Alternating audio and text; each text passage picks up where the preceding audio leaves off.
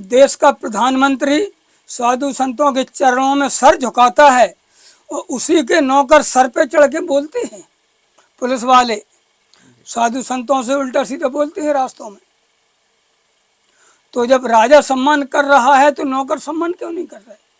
ये भी कानून मोदी को बनाना चाहिए। मोदी के पीछे इसलिए पड़े, हमारी 3 मांगें पड़ी पिछली, वो हमारी मांग स्वीकार नहीं कर रहा है मोदी, तो इसलिए हम भाजपा को ध्वस्त कर देंगे।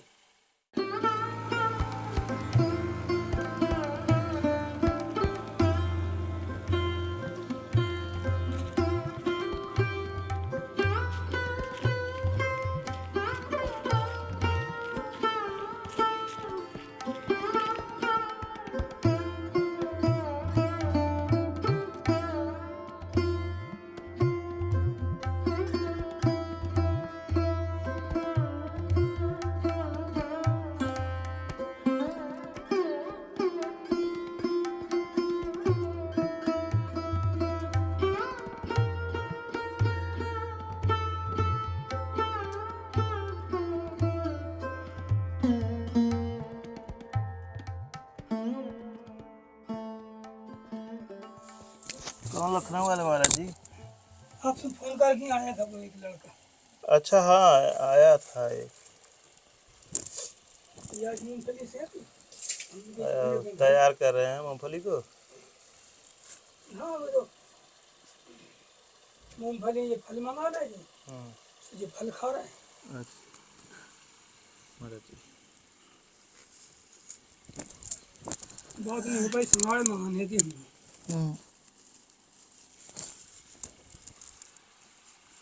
काहे महाराज जी छोड़ दिए थे एकदम? हमें 1 महीना का करना था। अच्छा, अनुष्ठान करना था। राधे राधे दोस्तों, स्वागत है आपका अपने गुरु ज्ञान गौरव यूट्यूब चैनल में। दोस्तों, इस समय हम लोग चित्रकूट के जंगल में हैं और आप पहचान रहे होंगे महाराज जी को। नारायण दास महाराज जी हैं। और थोड़ा पीछे दिखला दीजिए, जंगल दिखला दीजिए, बाहर से कुटिया पूरी दिखलाई। गंगा जी दिखा दो। उधर देखें मंदाकिनी मैया हैं और इस साइड में महाराज जी की कुटिया है। और इसी कुटिया में इस समय महाराज जी रह रहे हैं। और दोस्तों, पिछले महीने जो कहानी हमें पता चली, हम एक्चुअली इस साइड में नहीं थे, हम कहीं और थे, बाहर थे। एक दिन महाराज जी हमको फ़ोन गया, परमेश्वर दास महाराज जी ने हमें फ़ोन किया और बताया कि उमेश जी, तुम्हारे बाबा की हालत बड़ी ख़राब हो गई है। हम कहे महाराज जी क्या हो गया? बोले कि लगता है कि अब वो बचेंगे नहीं और 1 महीने से अन्न जल सब त्याग दिए हैं। यह महाराज जी महीना नवंबर चल रहा है, अक्टूबर महीने की बात है। हाँ। तो हमने कहा महाराज जी आप लोग क्या कर रहे हैं? उनको महाराज जी को कुछ खिलाइए, नहीं तो ऐसे तो जान चली जाएगी। बोले कि अब हमें भी यही लग रहा है कि वो बचेंगे नहीं। तो हमने कहा कि महाराज जी हमसे आप बात करवाइए। आपसे आए भी बात करवाने के लिए, आवाज़ ही नहीं कर रही थी। लेकिन दोस्तों महाराज जी की आवाज़ नहीं निकल रही थी। उसकी थोड़ी सी रिकॉर्डिंग मेरे पास है। फिर मैंने कहा कि महाराज जी आप महाराज जी का एक वीडियो बना करके हमको भेजें, जो आप देख सकते हैं स्क्रीन पर, सुन भी सकते हैं। बोलो। आवाज़ निकल ही नहीं रही, क्या बोला जाए? आपके हाल खबर लेना चाह रहे हैं, वो कह रहे थे। अच्छा। हाँ, कि हमारी हाल खबर बंटवाइए। अब यहाँ नेटवर्क नहीं, बाहर निकल नहीं पाएंगे। 30 तारीख से हम भोग लगाओ चालू कर दें। 30 तारीख से? ठीक। 30 को 1 महीना हो जाए हमें। ठीक है। 1 महीना का हमारा संकल्प था। ठीक। अच्छा है, बहुत सुंदर। महाराज जी का हमने हालत देखा तो एक एक हड्डी महाराज जी की पूरी दिखाई दे रही थी। और महाराज जी पूरा अन्न और जल, अन्न तो खैर साल भर से त्यागे हुए हैं, लेकिन जो फलाहार ले रहे थे उसके पहले वाले महीने में हम आए थे, जो सामान वगैरह खरीद करके रख के गए थे कि महाराज जी आप फलाहार लेते रहिएगा, सब महाराज जी त्याग दिए थे। तो आज दोस्तों फिर हम आए हैं महाराज जी के पास। हम लोग अमरकंटक साइड से आ रहे हैं। हालांकि जाना तो हमको सीधे था बनारस होकर के, लेकिन हमारी इच्छा थी कि हम थोड़ा घूम के चलते हैं, महाराज जी का दर्शन करेंगे। और कुछ दर्शक महाराज जी बार बार हमको फ़ोन करते रहते हैं, कमेंट करते रहते हैं, व्हाट्सएप पे मैसेज भेजते हैं कि महाराज जी का काफ़ी दिन हो गया आपने दर्शन नहीं करवाया। आपके लिए, करका वाले महाराज जी के लिए लोग व्याकुल रहते हैं दर्शन करने के लिए। तो हम कहे ठीक है चलते हैं, थोड़ा घूम करके महाराज जी का दर्शन भी करते हैं, आशीर्वाद भी लेते हैं, और कारण भी जानते हैं कि महाराज जी आखिर क्यों एक महीने के लिए अन्न जल इतना हठ योग महाराज जी ठीक नहीं होता है, जान पे भारी पड़ जाता है। अभी भी दोस्तों देख सकते हैं मुंह पूरा एकदम छोटा हो गया सूख करके, और अभी भी कमजोरी आप पूरी देख सकते हैं। महाराज जी क्यों आपने ऐसा किया था? ये हमने इसलिए किया था जी कि हमको मोदी से विरोध है।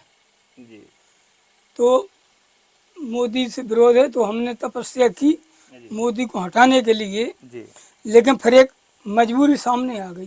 जी तो इसीलिए हमें 1 महीना ही तपस्या करके रोकना पड़ा।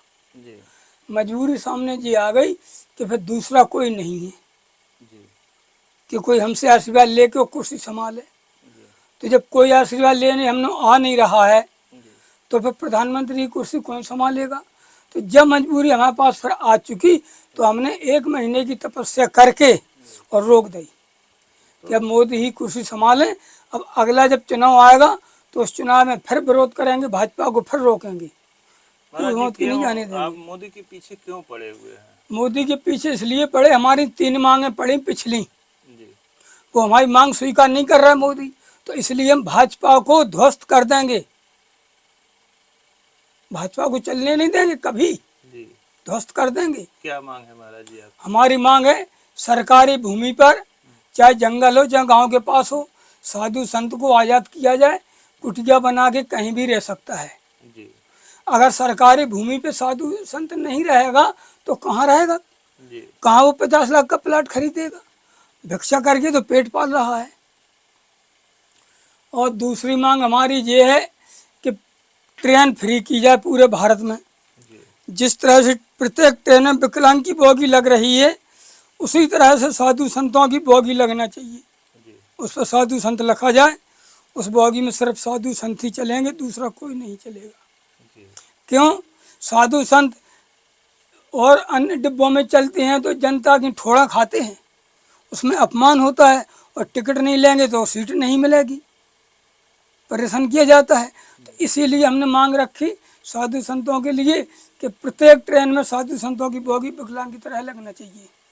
और तीसरी मांग हमारी ये है कि जब देश का प्रधानमंत्री साधु संतों के चरणों में सर झुकाता है और उसी के नौकर सर पे चढ़ के बोलते हैं, पुलिस वाले साधु संतों से उल्टा सीधा बोलते हैं रास्तों में, तो जब राजा सम्मान कर रहा है तो नौकर सम्मान क्यों नहीं कर रहा है? ये भी कानून मोदी को बनाना चाहिए। क्यों? कि हिंदुत्व चला रहे, और जब तुम हिंदुत्व चला रहे हो और हिंदुत्व के साधु संतों का अपमान हो रहा है तो तुम सनातन धर्म के हो कहाँ? है ही नहीं। ईसाई धर्म के हो, ना मुस्लिम में ना हिंदू में, दोनों को परेशान कर रहे हैं। महाराज जी मोदी से अच्छा साधु संतों के लिए हमारे हिंदू धर्म के लिए कोई है भी तो नहीं। है भी तो नहीं, तो हमारी मांग स्वीकार क्यों नहीं कर रहे? कौन सी दिक्कत है यह उसमें? मांग आपकी जायज़ है महाराज जी। दोस्तों इस बात का तो हम भी समर्थन करते हैं, आप भी शायद समर्थन करेंगे। पहले प्राचीन काल से अगर इतिहास देखा जाए तो साधु संतों को राजाश्रय प्राप्त होता था। राजा महाराजा उनको ससम्मान जंगल में जगह देते थे, उनको सारी व्यवस्था करते थे। संत महात्मा जंगलों में गुफाओं में बैठ करके अपने देश हित के लिए, अपने जनता के कल्याण के लिए तपस्या साधना करते थे, आज भी करते हैं। लेकिन आज की स्थिति दोस्तों ये है कि वास्तविकता जो महाराज जी कह रहे हैं यह वास्तविकता है कि साधु संतों को जो कठिनाई झेलना पड़ता है, जो दिक्कतों का सामना करना पड़ता है, कहीं फॉरेस्ट विभाग के अधिकारी परेशान करते हैं। अधिकारी क्या परेशान करते हैं, कानून परेशान करता है। जब इस तरह का काला कानून बना हुआ है, अंग्रेज के समय से ही बना हुआ है, हमारी संस्कृति को, हमारे सनातन धर्म को नष्ट करने के लिए ये सब कानून बनाए गए। जब जंगलों में जाते थे अंग्रेज को लोग, देखते थे जंगलों में साधु संत बैठ कर के हमारे देश की रक्षा के लिए भगवान से प्रार्थना कर रहे हैं, भजन कर रहे हैं। तो इन सब को हटाने के लिए, ये हमारी संस्कृति को नष्ट करने के लिए इस तरह के कानून बनाए गए थे। आज़ादी के बाद वही कानून आज तक चल रहे हैं। और दोस्तों, यह आप भी सोच सकते हैं कि आज के दिन में साधु संतों की हैसियत, हम मठों की बात नहीं कर रहे हैं, मंदिरों की बात नहीं कर रहे हैं, मठों में करोड़ों अरबों रुपए भरे हैं, वो बात अलग है।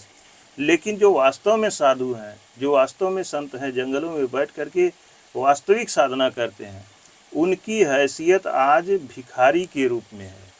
वह भिक्षाटन से ही अपना पेट पाल रहे हैं। और अगर कागज का कोरम कहीं भरना हो, जो लोग किसी विभाग से जुड़े हुए अगर कर्मचारी होंगे, तो अगर साधु, हर एक का कॉलम बनता है कि कौन किस व्यवसाय से है, किस जाति से है, किस वर्ग से है। अगर साधु महात्मा का उस कॉलम में, उस सर्वे में कोई जगह है, तो साधु महात्मा के आगे अगर उनका व्यवसाय देखा जाए या कुछ भी देखा जाए, जैसे किसान के लिए मान लीजिए कृषक लिखा जाता है, नौकरी पेशा वाले के लिए नौकरी, रिक्शा चालक के लिए रिक्शा चालक लिखा जाता है, कोई ट्रक ड्राइवर है या कोई ड्राइवर है तो उसका ड्राइवर लिखा जाता है। साधु संतों के कॉलम के आगे भिक्षुक ही लिखा जाता है। भिक्षाटन, उनका जीविका का साधन अगर यह लिखा जाता है, भरा जाता है, तो भिक्षाटन लिखा जाता है। तो दोस्तों, आखिर ऐसा क्यों है? यह वास्तव में अपमान है हमारे साधु संतों का, और ऐसा नहीं होना चाहिए। और यह हम नहीं कहते कि यह आज मोदी सरकार में ऐसा हुआ है, यह पहले से होता आया है। कांग्रेस की गवर्नमेंट थी तब भी यही चीज़ था, आज भी वही चल रहा है। सरकारों को वास्तव में ध्यान देना चाहिए, इस पे सुधार करना चाहिए। साधु संत हमारे देश की धरोहर हैं, हमारे आदरणीय हैं, इनका सम्मान जनता को भी करना चाहिए। और जो भी चाहे अधिकारी हों, कर्मचारी हों, वास्तव में महाराज जी जो कह रहे हैं कि अगर साधु संत कहीं जाते हैं तो उन्हें धक्के खाने पड़ते हैं। सबके पास नहीं है पैसे कि कोई मठाधीश हैं तो भाई उनके लिए तो एयर टिकट आ जाता है, ट्रेन का टिकट आ जाता है। लेकिन जो संत महात्मा जंगल में है, उनके पास तो कभी कभी उपवास तक करते हैं। उनको कहीं जाना होता है तो उनके पास पैसे थोड़ी होते हैं, तो उनके लिए भी व्यवस्था होनी चाहिए। तो महाराज जी की मांग जायज़ है, हम भी इसका समर्थन करते हैं। और कहने के लिए महाराज जी भले कह रहे हैं कि हम मोदी को हटाने के लिए, ये अंदर की उनकी पीड़ा है। यह नहीं है कि महाराज जी चाहते हैं, महाराज जी तो अपने मुंह से ही बोल रहे हैं कि मोदी से अच्छा हमको विकल्प भी नहीं मिला, इस नाते मैंने अपना अनुष्ठान रोक दिया। हाँ, इसलिए रोकना पड़ा है जी। तो महाराज जी फिर कैसे क्या हुआ? आपने फिर अन्न जल कितने दिन के बाद ग्रहण किया? पूरा 1 महीना। जी। कै तारीख से आप उपवास में बैठे थे?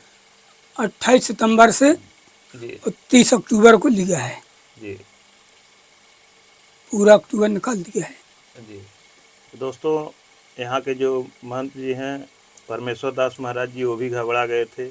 हमसे बोल रहे थे कि उमेश जी हो सकता है कहीं उनके प्राण न निकल जाएं, फिर हमको दिक्कत हो जाएगी, लोग हमसे आकर के पूछेंगे। तो महाराज जी से उन्होंने वीडियो रिकॉर्ड किया उनका।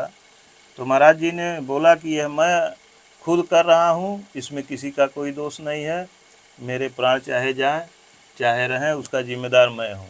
और वह वीडियो रिकॉर्ड करके उन्होंने मेरे पास भेजा था। और दोस्तों, यह आवाज़ महाराज जी की कहाँ जाएगी? महाराज जी बोल रहे हैं कि कोई नहीं मेरे पास आया।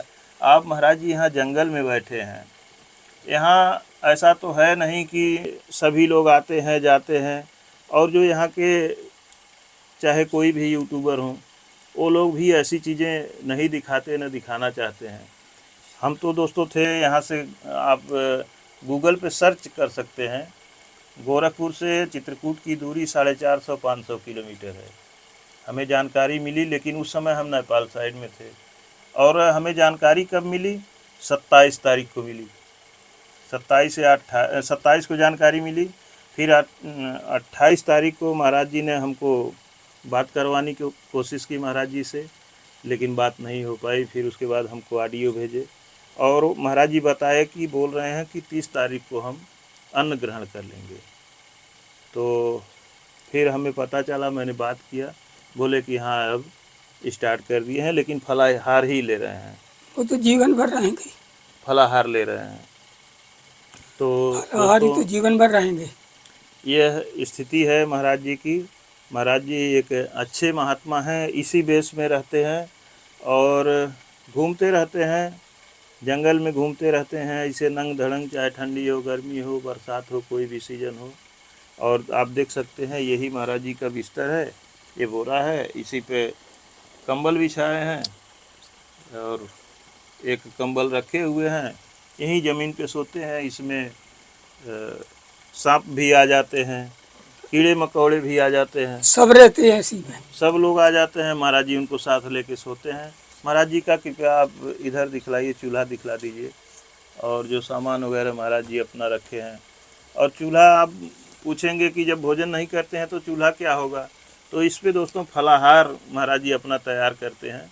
आप इधर देख सकते हैं मूंगफली के दाने वगैरह हैं, ये सब अपना हम आए हैं तो इन्हीं का छटाई बुनाई कर रहे थे, तैयार कर रहे थे। गुफा है आप, हाँ गुफा है, पीछे गुफा है, तो इसमें जाते भी हैं कि यहीं रहते हैं? अभी उसे पूरी नहीं हुई, पूरी होना है। जी फिर उसमें गर्मियों में रहेंगे, गर्मी में ठंडक देती है, जी सर्दियों में गर्मी देती है। जी। ये महाराज जी आपके फर गए हैं सब, हम नहीं देख नहीं, रहे हैं। ये क्या हुआ है? पूरा शरीर जल गया तपस्या में, जी तो पूरे शरीर में पूरा फफोका उठ गए थे, जी। फल का पूरे शरीर में। ये जब आप अन्न जल छोड़े थे उसी समय? नहीं, उसके पहले? ग्रहण करने लगे सोई। ये जब 30 तारीख के बाद आप ग्रहण किए उसके बाद हुआ है? हाँ, पूरे दोस्तों आप देख सकते हैं, थोड़ा करीब से दिखाइए। पूरे शरीर में फल का हो ये गए थे, देखें, ये सारे चमड़े महाराज जी के छूट रहे हैं, पूरी जो खाल सब उधर गई थी, लाल बिल्कुल भरे थे। पूरी खाल उतर गई थी। जिस तरह से जल जाता आदमी, हाँ। उस तरह से हो गए थे पूरा शरीर। जी जब 1 महीना जल नहीं लिया, महाराज जी, गर्मी कहाँ जाएगी? आप क्यों ऐसा कह रहे हैं महाराज जी? पूरा संसार है, सारे साधु संत महात्मा उसी व्यवस्था में रह रहे हैं, आप अकेले सिस्टम से कितना लड़ेंगे? क्या जरूरत है आपको लड़ने की? अपना जान क्यों देने पे लगे हुए हैं? हम धर्म के कार्य में लड़ रहे हैं तो हमारी जान नहीं जाएगी, हम अमर रहेंगे। दूसरों के हित में जो जान लड़ाता है वो अमर होता है। जब अंग्रेजों से लड़ाई हुई तो सुभाष चंद्र बोस, चंद्रशेखर आज़ाद, सरदार वल्लभ भाई पटेल ऐसी महान मूर्ति कूद पड़ी, तो वो लड़ी, अंग्रेजों को हटा दिया, देश को आज़ाद स्वतंत्र कराया, तो वो चले भले गए लेकिन उनका इनाम अमर है। जी दूसरे के हित में लड़े, इसी तरह से हम साधु संतों के हित में लड़ाई लड़ रहे हैं तो हम जाएंगे नहीं। क्यों? हमारे साथ भगवान जी हैं। वो तो है ही है।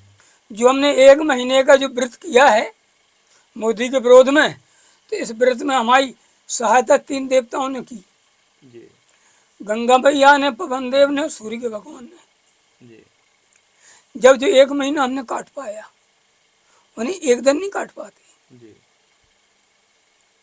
तो भगवान जी ने जब 3 देवताओं की ड्यूटी लगा दी, हमें पता ही नहीं पड़ा, 1 महीना हो गया हमारा। हम गंगा मैया में स्नान करते थे तो जो रोम से जो पसीना निकलता है, तो उस रोम के रास्ते से गंगा मैया अंदर प्रवेश कर जाती थी, इसीलिए हमको दम रहती थी। हम मुख से जरूर नहीं लेते गंगा मैया, लेकिन वो रोम से प्रवेश करती थी। और हम फलाहार नहीं लेते थे, तो वायु आहार हो गया था हमारा, वायु प्रवेश होती थी अंदर, हमारा लीवर बराबर काम करता था, बराबर हमारी गैस पास होती थी। और सितंबर में गर्मी अधिक पड़ रही थी 1 अक्टूबर से, तो जब हम तपस्या पे आए तो सूर्य भगवान ने एकदम मौसम पलट दिया, एकदम ठंडक हो गई। तो जब तक हम तपस्या में रहे बढ़िया ठंडक रही। जी सो हमें विश्वास होगा कि 3 देवता हमारी सहायता कर रहे हैं। और जब हम फलाहार लेने लगे, बस वही ये 3 देवतन की ड्यूटी हट गई, बस वही हमारे शरीर में फिर फूटी गर्मी, तो पूरा शरीर पक गया था। पर नरसिंह ने तो खूब कहा चलो महाराज इलाज कर, हमने कहा नहीं, इलाज तो कराएंगे ही नहीं, सब भगवान जी यहीं ठीक करेंगे। सो हो गए।